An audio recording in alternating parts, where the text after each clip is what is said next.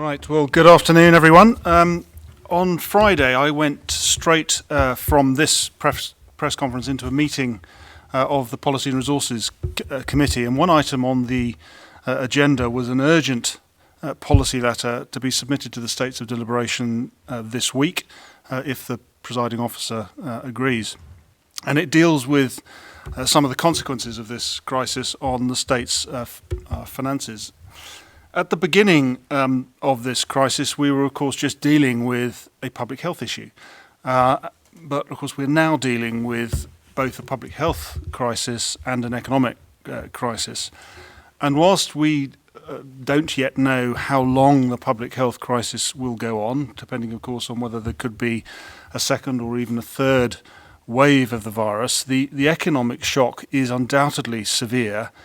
And we should all expect that recovery from the economic crisis will take longer than the public health crisis.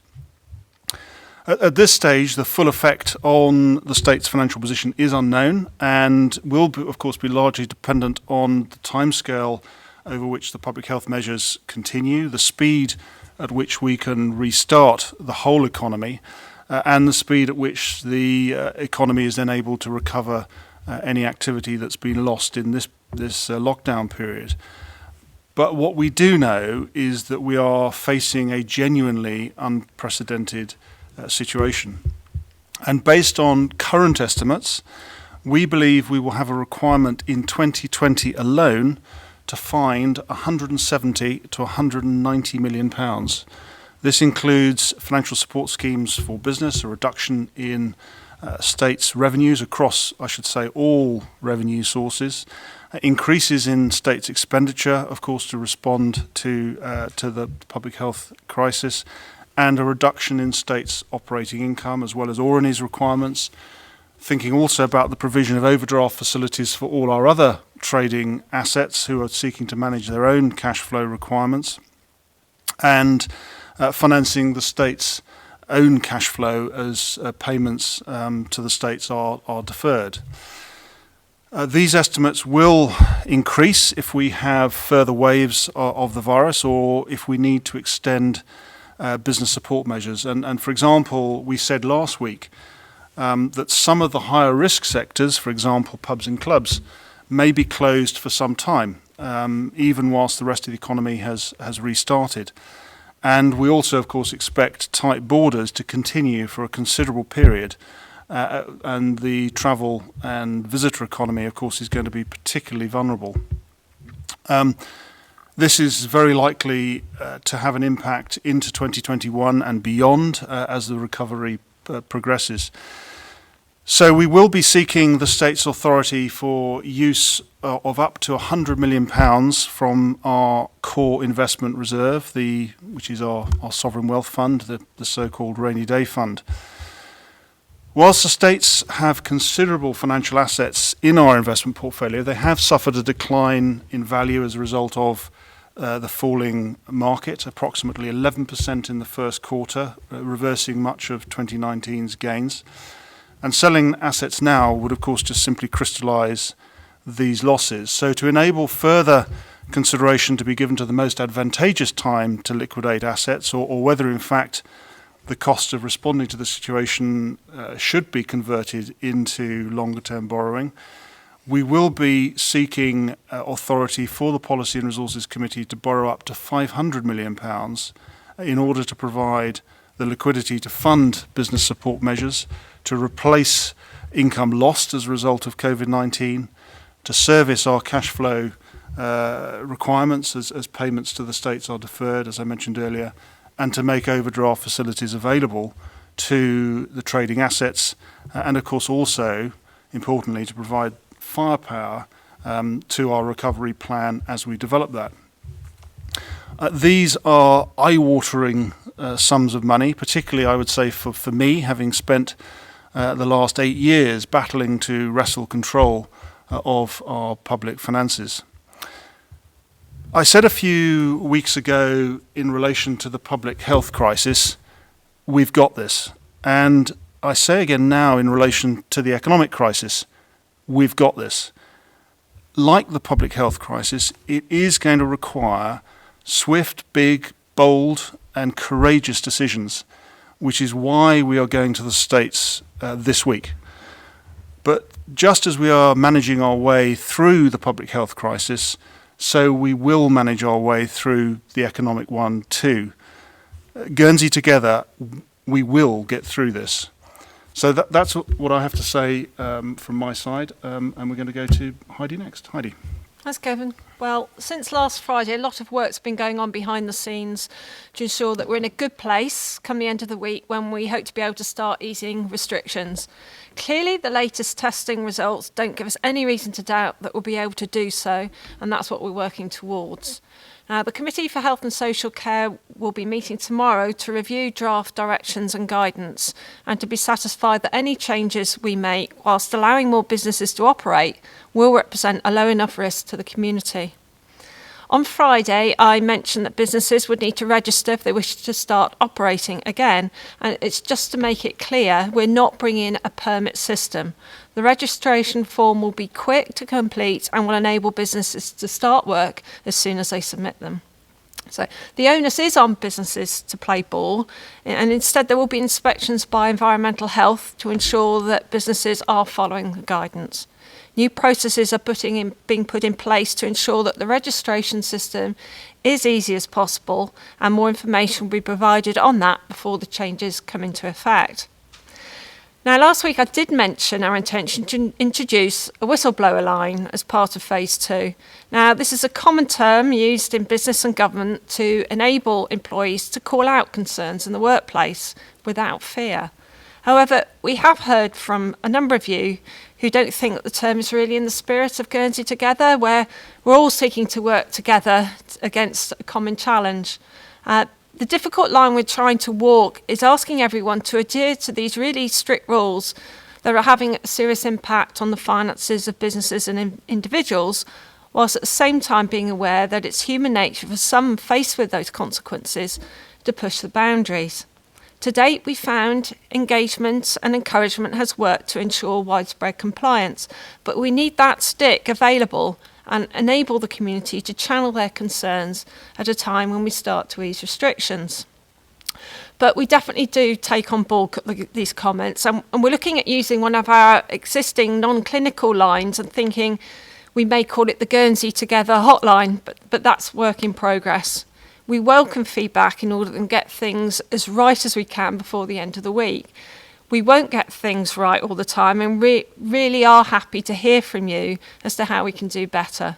So nothing more to add, and hopefully next time we have our press conference I'll be able to advise you all on what the start of Phase 2 means. Great. Thanks, Heidi. Dr. Brink. Thank you. So a fairly brief update from me today. Over the weekend, both on Saturday and Sunday, we had no new cases, so that was really encouraging. However, I wouldn't want us to become complacent. We've got a long road to go, and we need to make sure that we continue and with all of our efforts. So we've got 239 positive cases. Encouragingly, we've moved to 112 recovered. Now, I've just had a look before I came here at the results from this morning, and we've got 2 new cases from this morning, which we will then be doing some contact tracing and so on during the course of today. So I think it just shows that we've really squashed the curve down, but we will still see cases, and we need to keep our vigilance and ensure that we detect our cases, we quarantine, and we contact trace really appropriately. So that's really important from our point of view. We've done just under 2,500 tests, so the testing system is going really well, so we're very content with that. Looking at our attribution of cases, contact tracing accounts for about a third of our cases now. So again, that's good because these are people that we put in quarantine and we've identified as being at potential risk and have done appropriate and sample them when they become symptomatic. So really important from that perspective. Community seeding remains at about 12%, and our travel attributable cases continue to decline as we'd expect with our borders being essentially closed. So really important from that perspective. We've also had some requests for us to represent active cases for the community, and we've done that in our latest publications. So over the weekend we started representing active cases as well. So active cases is basically our total number of positive cases minus our recovered cases, minus those who have sadly died, and that gives us the cases that are still under surveillance.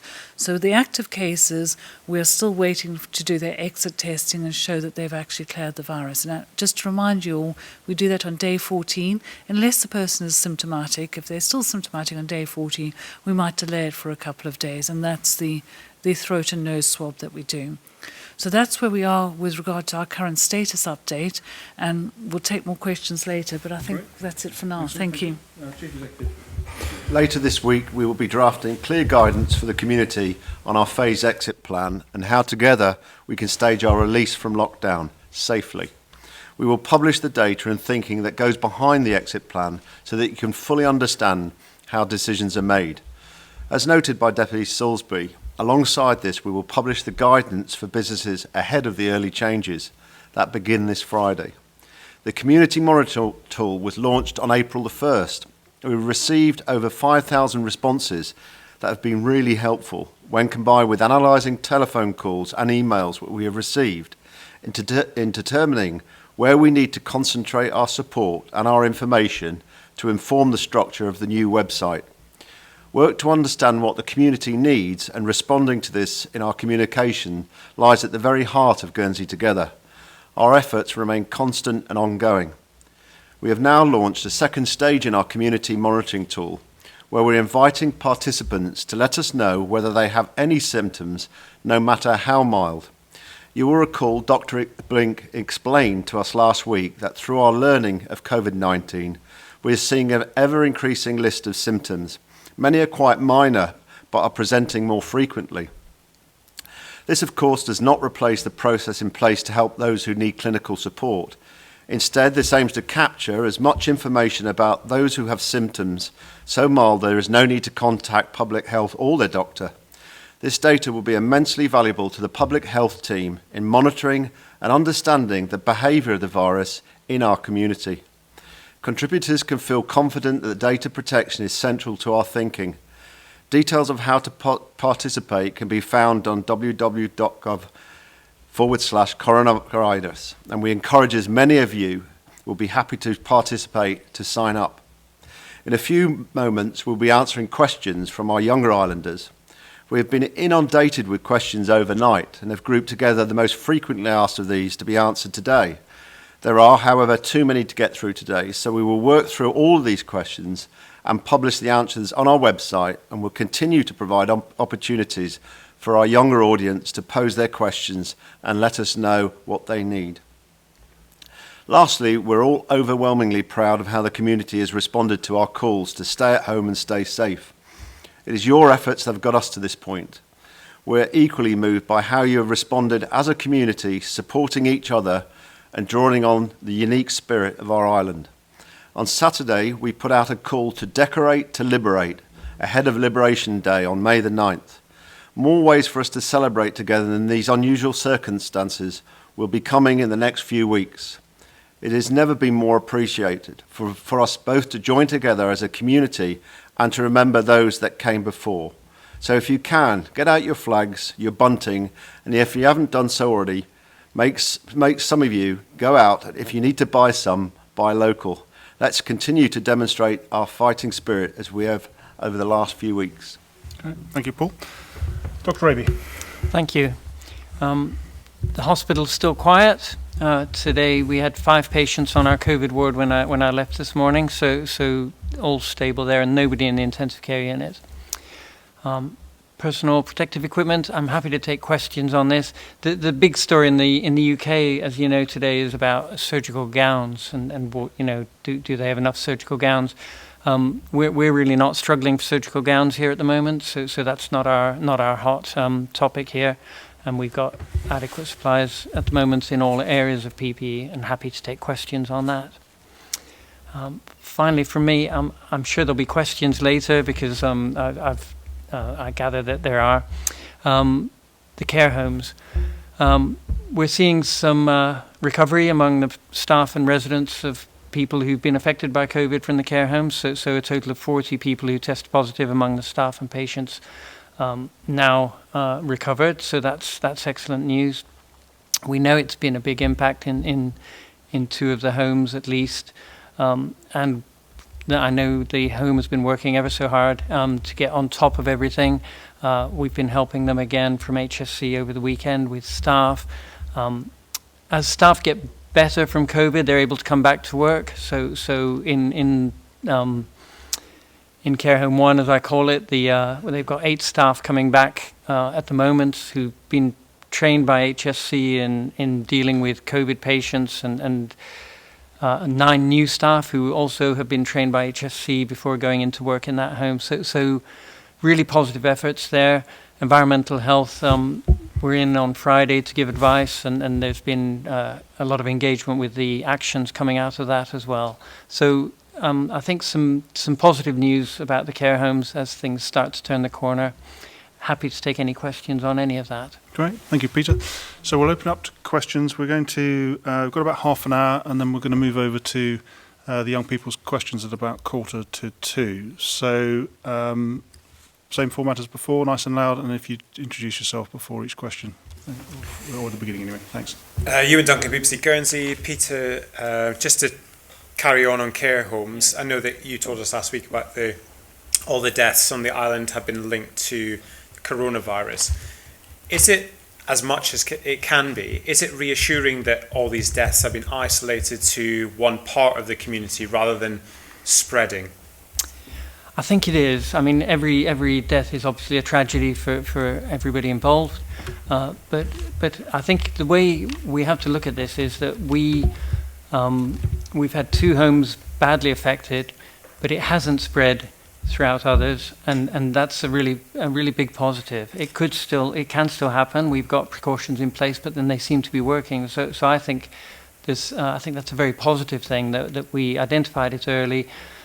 Remember, we've tackled it in a completely different way here to the way that they would have been able to do so in the UK or France or other countries which have seen the care home sector similarly affected, but just haven't been able to do the testing, the contact tracing, the assistance that we've been able to do here. So I think there is some good news there, despite the sad news we've had to live through.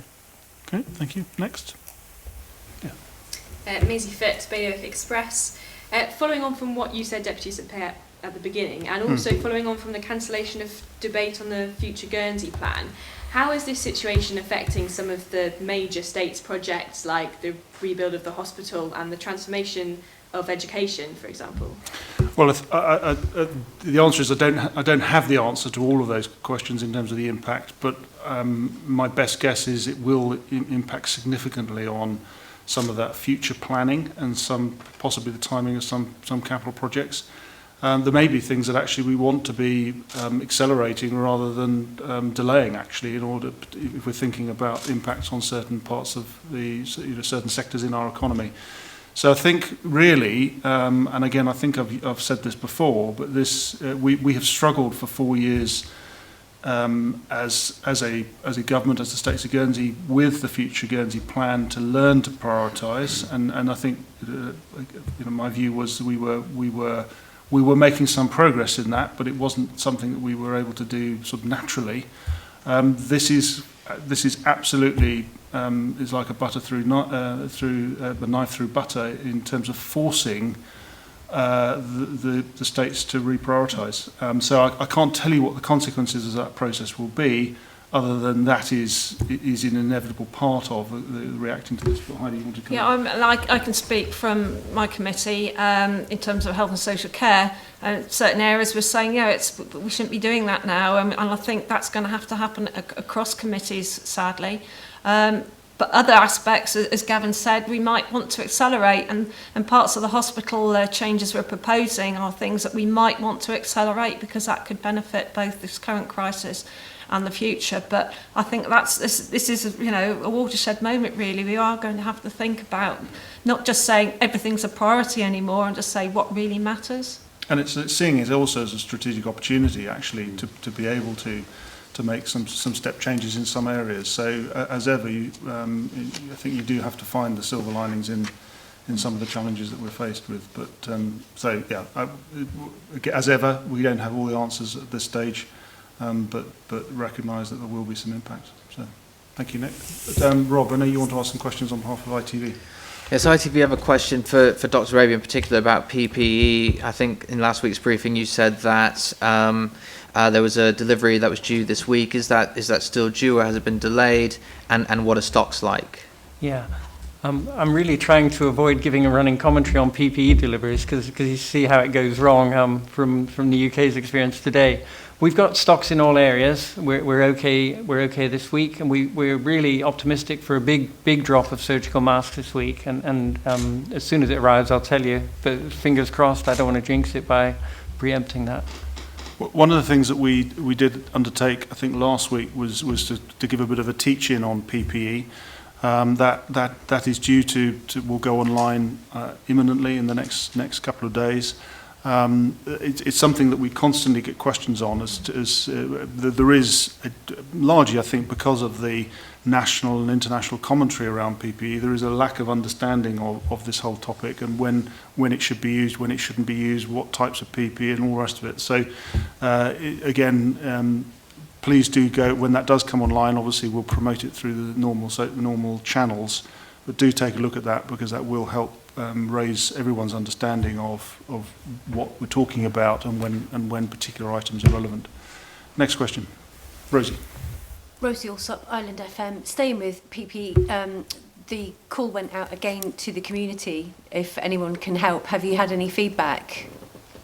We get feedback all the time, Rosie, any useful which is feedback. great, and we pass on, and people should continue to do so. That enthusiasm hasn't waned at all. We're getting lots of calls. Gavin and I get emails all the time with people offering assistance or saying, "Have you thought of this?" And more often than not, yes, we have thought about it, but there are nuances to that, and people have inns in various different places that are different from what we've currently got. So we take all that, and we forward it to the relevant teams who do take that on board and do follow them up. We've had particularly procurement's been really helpful, and various leads from that have definitely helped us to make sure we could maintain our stocks and find other pieces of equipment. Yeah. So every approach is taken seriously. Absolutely, yeah. Yeah. Next question, Danielle. Danielle Keeley from Guernsey Press. The first care home that was affected, we've heard from a source that testing wasn't carried out as early as it could have been, where symptoms are said to have been noticed 6 days before the testing was carried out. Because of this, the care home operated as normal for those 6 days. What was the reason for the delay in testing here? Do you see this as a failing on the island's behalf? And would immediate self-isolation guidance and testing, if that had been carried out, change the course of what happened? Okay. Dr. Brink, you mind taking that one first? No, Thanks. I can take that. So first of all, if anyone was symptomatic in those care homes, they absolutely should have been following the guidelines that we'd issued, and they should have been isolated. So we were very clear that anyone with respiratory symptoms should have been isolated over that period of time. But I think a narrative of the issues that happened up to the 28th, which is when we made the first diagnosis in the care homes, is relevant. And if you look at what was happening, we went into lockdown on the 25th, and there were 3 critical reasons why we went into lockdown. The first was we identified a case of community seeding with no travel history.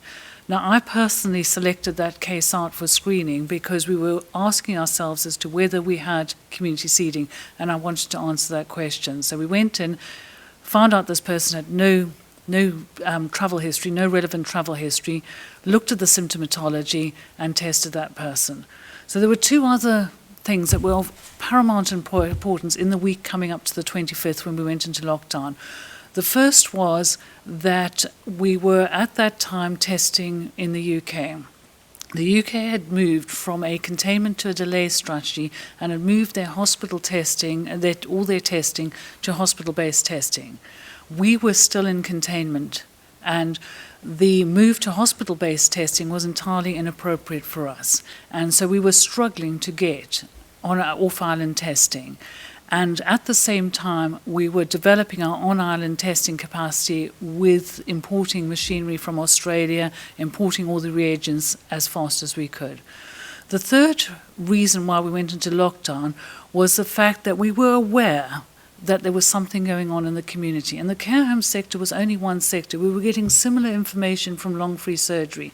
We didn't have the testing capacity at that stage. We were limited to 35 tests a day. That's all we could do at that stage. And so what we were trying to do going up to the 25th, when we went into lockdown, we said, there's community seeding, there's something going on in the community, and we can't test quickly enough. We were waiting 3-4 days sometimes for results, so we were managing everything retrospectively. So those were really critical to our decision making. From the 25th to the 27th, we literally worked almost round the clock to try and get that in-house testing going. And we started running our first runs on the 27th. On the 28th, we were notified about the cases within the care home sector. We were phoned that morning, and they said that, we are still concerned. We went and we tested some individuals who were displaying particular symptoms, and they turned out to be positive. At the same time, just speaking to particularly the nurses involved, they said there are just some people that aren't right here, not typical fever or cough or shortness of breath, but they're just not themselves. Their dementia's slightly worse.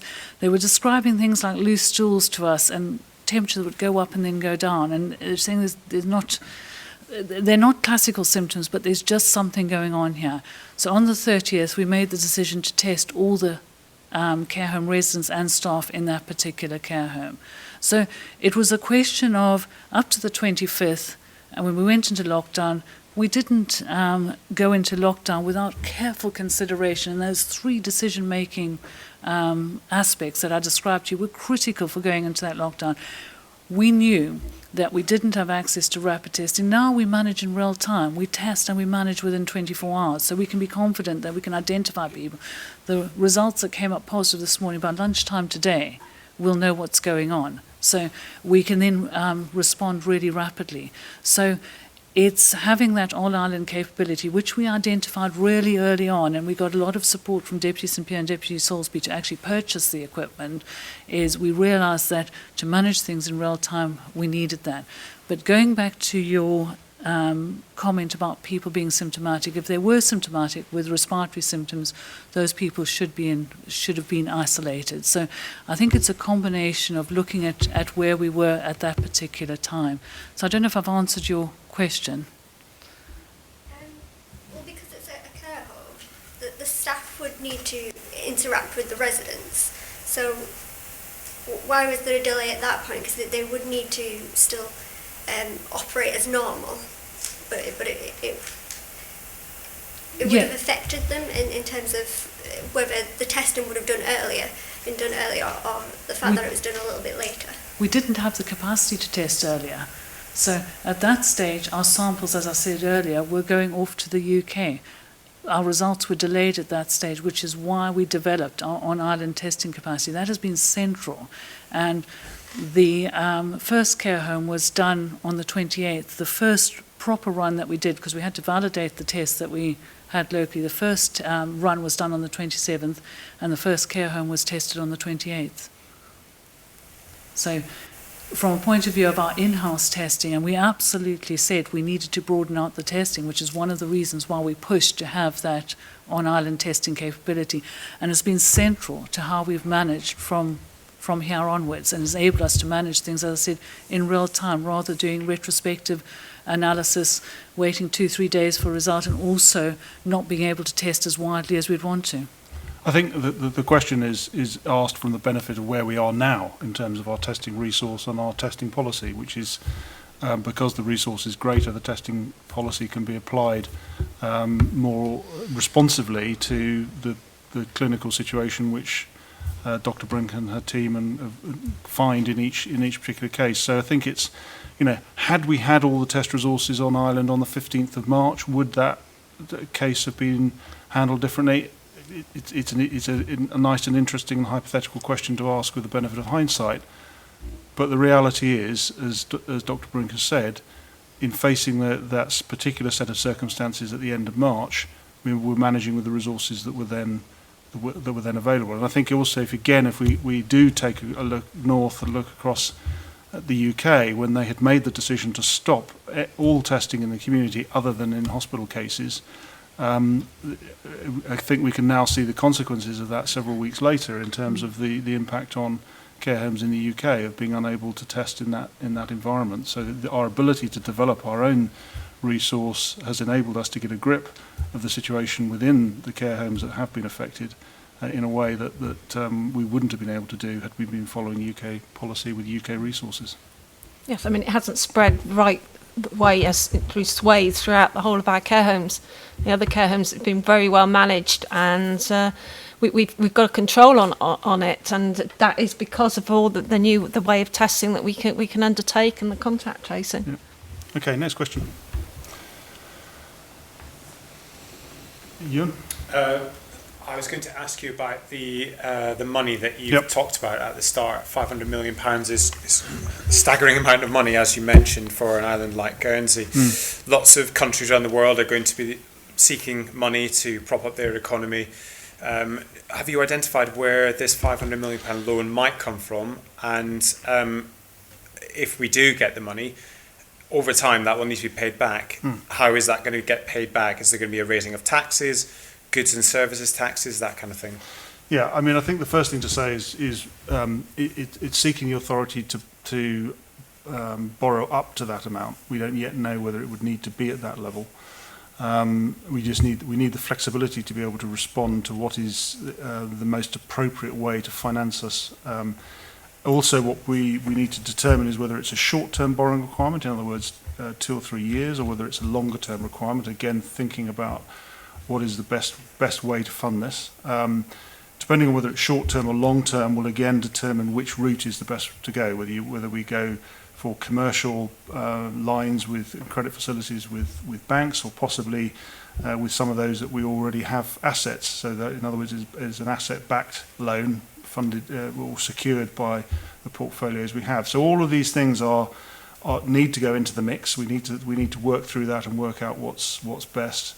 And look at the different rates available. Obviously, interest rates have continued to be compressed across the world as part of the monetary authorities' response to this crisis.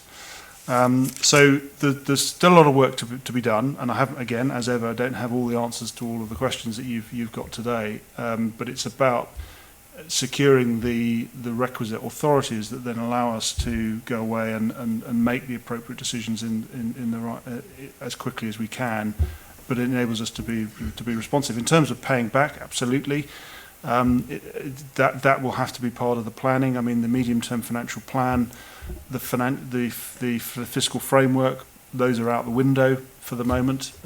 So all of those will have to be rescoped in a little bit like the previous question in relation to some of our priorities.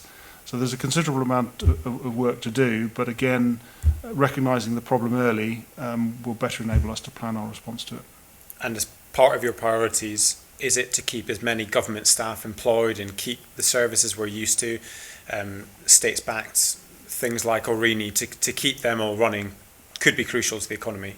Well, certainly, I think our transport links clearly will be critical at some point in being able to restart those once it's safe to do so. And I think actually having the strategic ownership of Aurigny, as it has so many times in the years we've owned it, has been critical to us. And I think we will be grateful for that as and when the day comes. In relation to our own staffing, I mean, that's something which, again, Paul, you may wish to comment on, that some work has certainly been done in relation to that. But again, it's something that we are going to have to think about in terms of what is the right size and shape for the public service in 2 or 3 years' time as we project ourselves forward in light of the appropriate response to this crisis. But Paul? Yeah, all I'd add to Deputy St-Pierre with that is caution about not moving too fast to switch off things we possibly might need the minute we want to gear up into recovery. So I think what we've got to do is look at that consolidated planning process that we're going with recovery and see and evaluate the type of organisation that we need to specifically provide the services that we need going forward. And I dare say there will be some adjustment in the way we apply public services in the island. Okay, next question. Rob, did you have any more from ITV?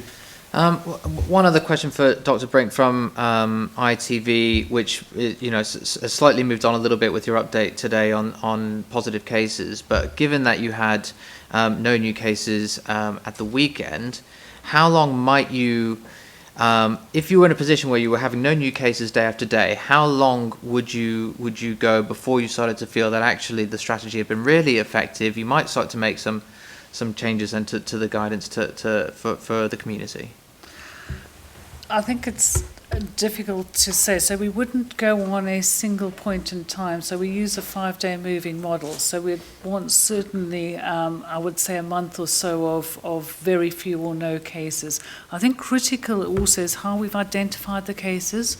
So community seeding would worry me if something popped up. So it wouldn't only depend on a numerical number, but it also depend on the attribution of those cases. So if a case popped up in the community that I couldn't contact trace, I couldn't work out where it came from, that would cause me more concern than if it was a positive or contact that we were watching carefully. So it would depend on that to an extent. So we'd look at it in the round rather than at individual time points. But I think if we carry on squashing the curve down, what we would be looking at doing, as we've spoke about with the phased exits, is more and more local activity kind of existing in our Guernsey or bailiwick bubble, if we're seeing no new cases, no new community seeding. So I think it's a community seeding that we'd be particularly interested in, to look at where we are. What we are going to do as we move forward is we're going to look at antibody testing. So we're developing our antibody testing policy now. So we have some antibody tests arriving on Ireland, and we're going to look at specific areas that we actually look at antibody testing as well. That'll give us a better knowledge of what's going on across the community. So it's putting all the pieces of the jigsaw puzzle together as we move on. So using multiple points and multiple data sets. Can I just add to it in terms of phase 2 starting at the end of the week? I think it's important to add that, as Nikki said, she has concerns with community seeding, that we might have to lock down again. We have to ease back. So I think it's important for people to realise that it's not going to be great, everything's going to be normal again from now on, and we're going on one track trajectory. It is possible, if that community seeding is seen, that we might have to reverse things. So it's just to put that caveat in there based on what we're doing on Friday, things might change. And that's one of our adaptive triggers that we've put in, is looking at when we ease out of lockdown. We've spoken about the triad of the test, contact, trace and quarantine, the easing out, but the adaptive trigger to pull back. So community seeding would go high on our adaptive trigger mechanism. Paul? Yeah, I was just going to add to the last comment Deputy Salisbury made.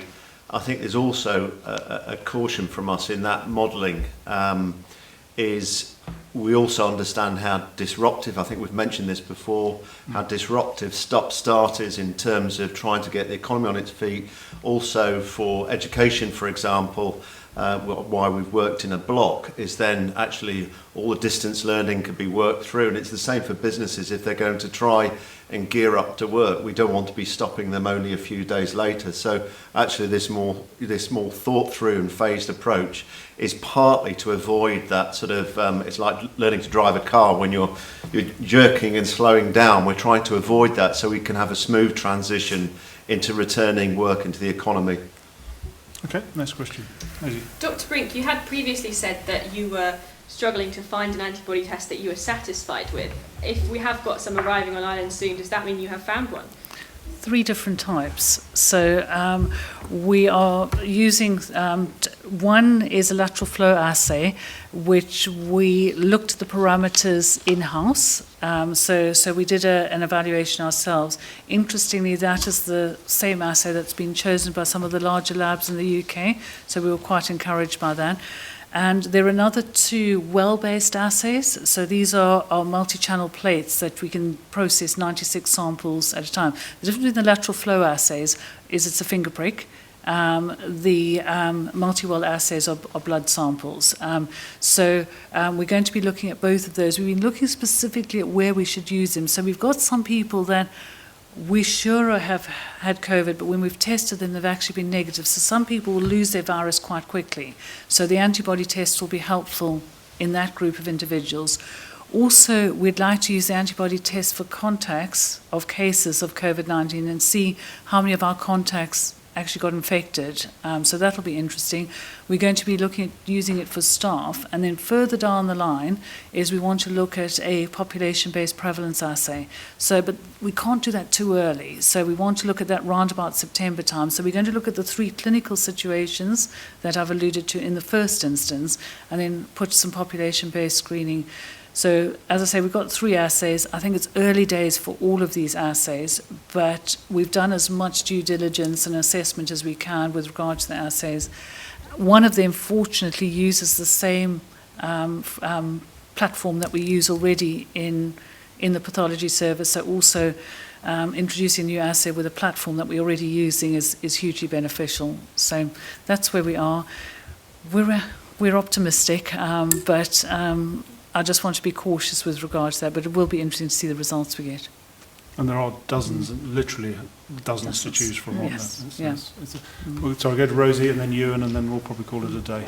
It's for Dr. Brink. It's about antibody testing again. So I know that we're part of the NHS supply chain, and the NHS apparently ordered a lot of antibody tests that turned out to be faulty. Is that likely to affect us? So we're not using that antibody test, so I think that's important. But I think, Rosie, it's really important. These are new tests, so I don't think we can be overconfident with any of their performances. So what we're trying to do is look at using the tests and aligning it with not only virological results, so people who've had swabs, but also looking at how we can use it in very defined clinical situations. But I think at this stage, an over-reliance on any antibody test would simply not be sensible. We're going to have to use it with clinical judgment as well. Can I follow that up with another question, please? So in places like Hong Kong and Wuhan, where they're unlocking now, they are testing the population by taking their temperature and other measures as well. Is that the sort of thing that we'd be looking to do too?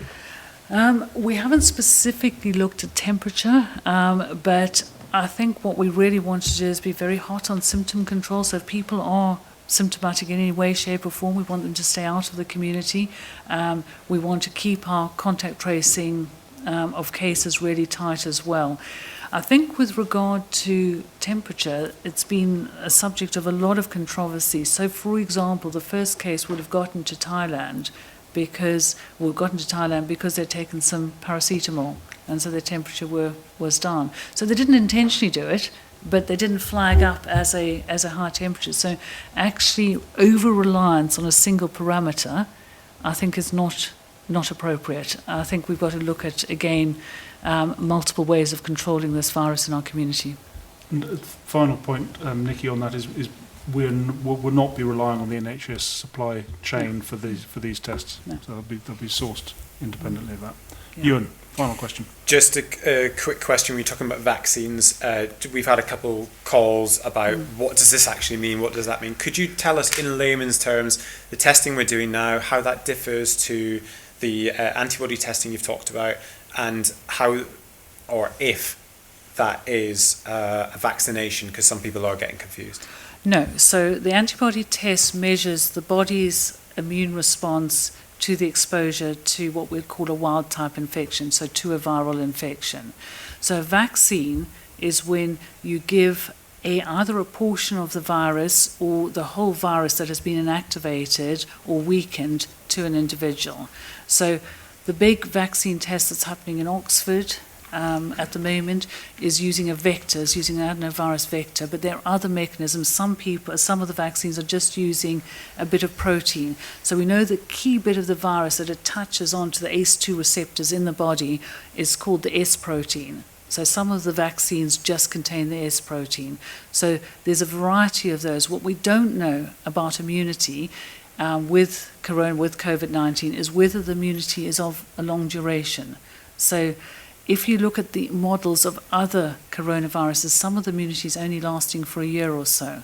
So we don't know if you have a natural infection, how long the immunity is, but also with vaccine-induced immunity, how long that is as well. But a vaccine is when we're giving people either a weakened virus, part of a virus, or a synthetically produced part of the virus in an artificial form to try and induce that immune response. Whether it'll work or not, I think is I think was yet to be seen, but it certainly is our one hope for getting this virus under control in the long term. Nick, is it worth mentioning the difference between that and what we do know when it comes to like measles, mumps and rubella, and why we have that vaccination programme? Yeah. So with measles, mumps and rubella, we know that the vaccine's really good under those circumstances, and what we know is that about 95% of people will get an immune response, and we get something called herd immunity then. So when the immunity of a population goes above 90%, you can start interrupting the transmission of a virus within the community.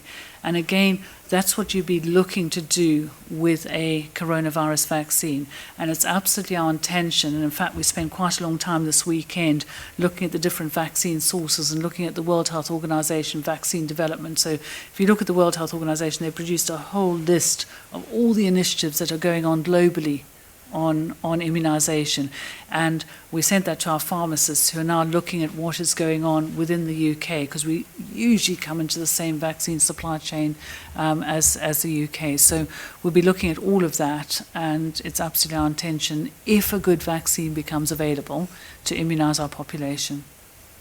Good. I think that brings us neatly to 1:45. So thank you very much for those questions. So we're now going to open it up for some questions which have come in overnight, over the last day or so, from young people across the island. So Rob, I think you're fielding these, or is that right? That's right. So you're asking them anyway. We'll field them. Yeah, so just yesterday we put out the appeal on social media for children's questions, and in less than 24 hours we've had something like 100 come through already. So that's an awful lot, and we will, as the Chief Executive said, try to provide answers to all of them directly and online.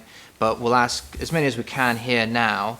The first one is from Beth, who is 15, and she asks, please can you tell me what education will do to help assist us pupils in year 10 get the teaching time we are missing to help with our GCSE studies? I think Beth answers a really good question, actually, and it's one that's shared by many other students that have contacted us, all in regard to exams and preparation. I think before answering what we can do in the local context in terms of preparation, I think it's really interesting and worth noting that Ofqual is the body, the regulator over all exam boards, and it set out some very key principles that make sure that no individual pupils are disadvantaged by this current situation that students find themselves in. Equally, if you think about it, that bothers all schools across the island, but it also towns, villages, cities across the United Kingdom, and indeed farther afield. So the other key principle that Ofqual are trying to establish with a very, very clear set of guidelines is to ensure there is a level playing field across all areas of the delivery of education, so that pupils are not disadvantaged. And I think that is all based, although it's quite a thorough system, it's looking at historical marking, self-assessments. Is there suddenly a huge shift by one school, one area to advantage or disadvantage? So that's being monitored very closely to ensure there is equivalence and there is no disadvantage. I think, and lastly, in terms of what can year 10 and 11 going into year 11 students do, clearly we're in a very unique situation in terms of schooling. We've got another block for a month. It's really, really important, and I said last week that I think even our teaching community are learning with this at the same time, so we have to have a degree of patience. But there is distance learning being set online for pupils and students. We would really encourage that, this is a little bit about home self-discipline, and you're going to have to work for yourselves. Please complete the material that's given by your teachers, and that will help you keep a pace. It isn't the same experience. I think we all understand that. But we don't want you to be in disadvantage, so please complete the work that's been set by your teachers. Okay, thank you. Next question from Zach, who is aged 10, and he asks, what happens if a child gets coronavirus or if someone in their household gets it? That's one for you, Dr. Brink. So, thank you, Zach. And clearly, Zach is going to be a doctor one day. So, we're very pleased to welcome to our profession. So, Zach, most children get a mild infection. So, by a mild infection is they might just feel a bit headachy. They might just feel they've got a bit flu-like symptoms, so a bit of an achy body, and so on. Some children will cough a bit as well. So what we can say is that we know that 9 children have been affected in the bailiwick. Those are people aged 17 years and younger, and they've all done very well and recovered really well. So we're very pleased about that. What happens, Zach, when you are diagnosed? Well, what will happen is that you have to go into isolation. And that's something that you have to do. It's not you can do it if you want to.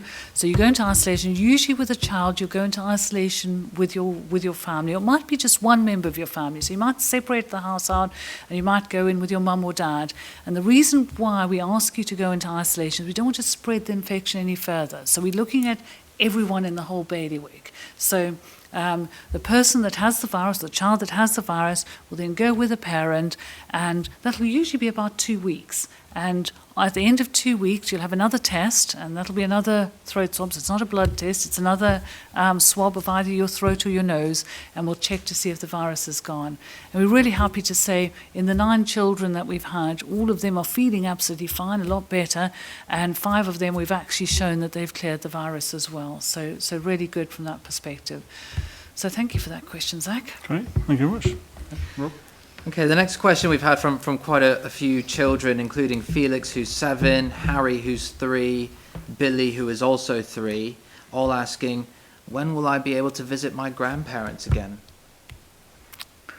Okay, so that's a really difficult question. It's really tough for children not seeing their grandparents. So many grandparents are so important in children's lives. That's really important from that perspective. And children will be missing their grandparents, and grandparents will be missing their children. And we really do understand that. But I think it's important when you think about it is that most of the serious infections, or most of the the people who are more likely to get the infection are older people. So we want to protect our whole community. So what I'd say to you is please just bear with us. We're looking to try and keep everyone as safe as we can within our islands. So think about other ways you can speak to your grandparents. And I asked some children when I was thinking about that question, and one grandparent said to me, I really like receiving a picture. So draw a picture, write a story, speak to your grandparents over the phone. Some grandparents might not want to use technology too much, but I'm sure they'd love to receive a picture, a bit of writing. So try and think of other ways you can stay in communication or stay in contact with them.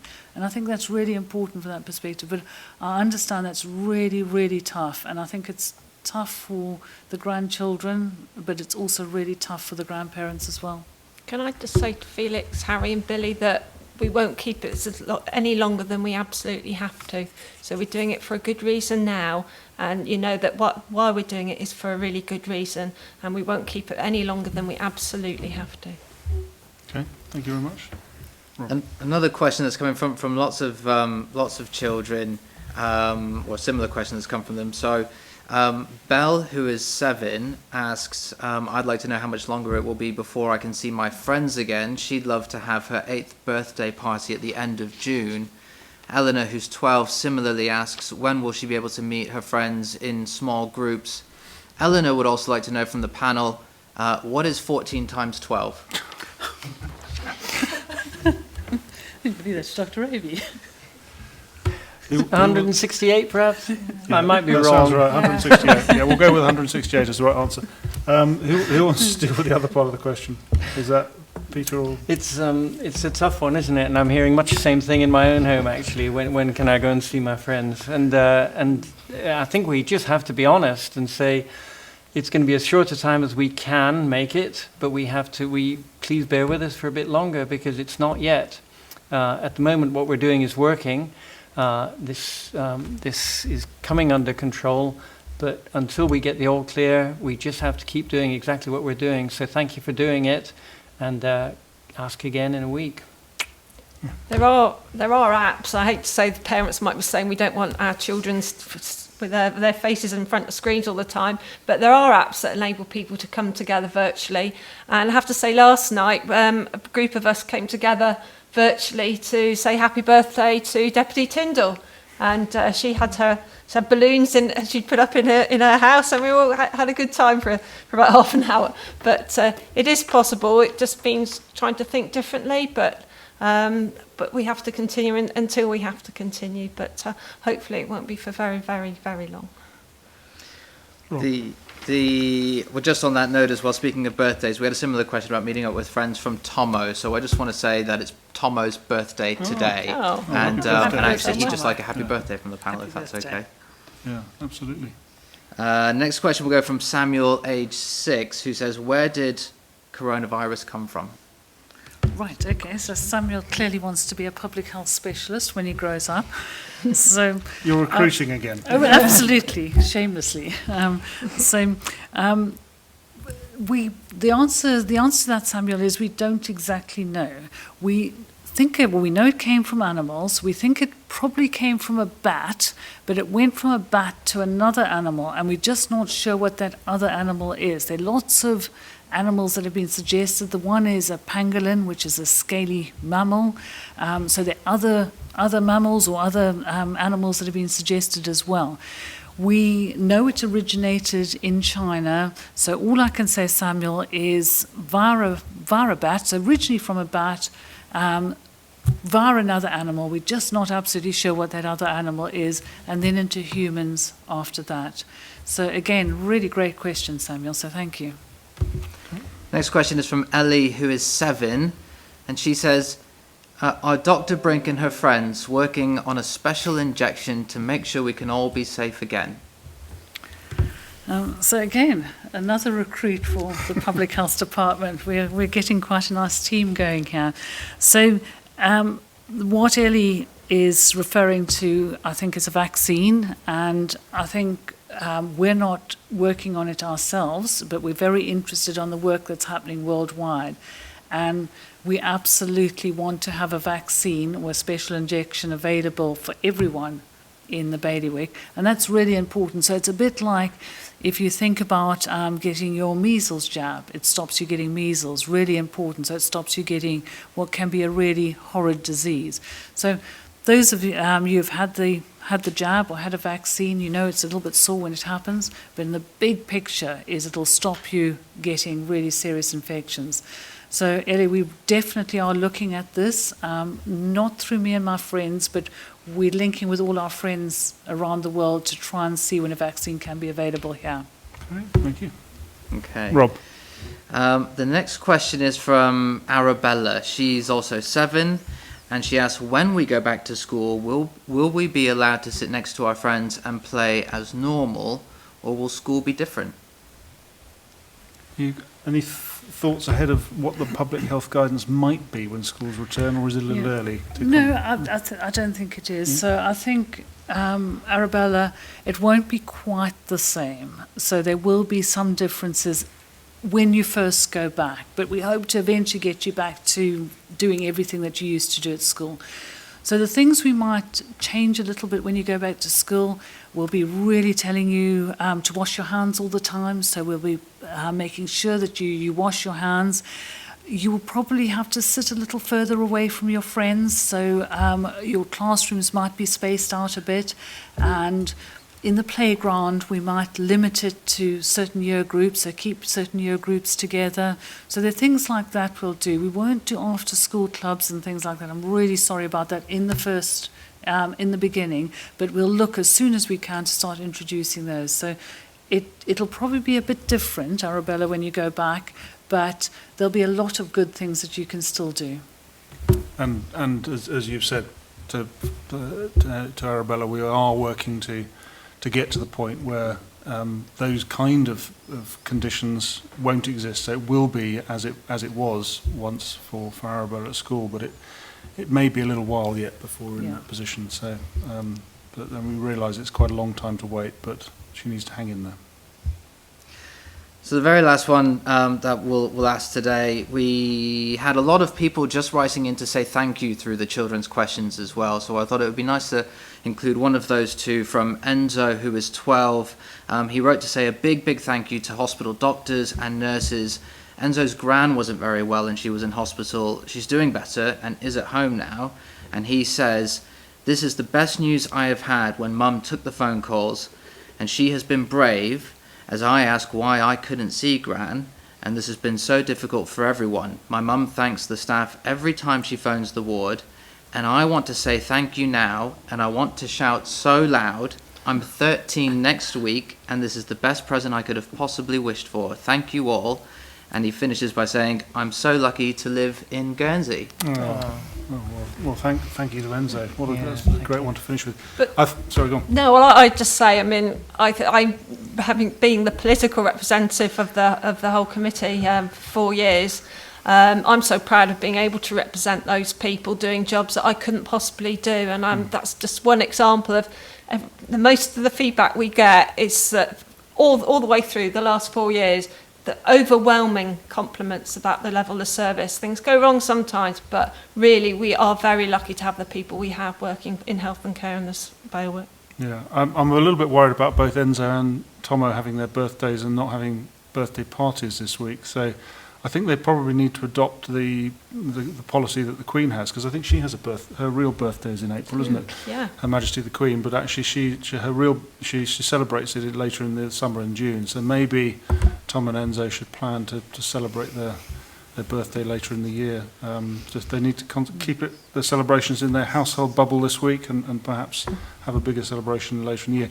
But I think the final comment there from Enzo about how lucky we are to live in Guernsey is a perfect place to finish, because I think that the sense of this has been a really difficult time for everyone in the community, whether they're young or old, in the last few weeks. And I think the sense of community and coming together and our ability to be able to get a grip, and we've still got more work to do, but that sense of how lucky we are to be here is, I think, a sentiment that we all share. So thank you, Enzo. And thank you very much. And we will see you again later in the week. Thank you very much indeed.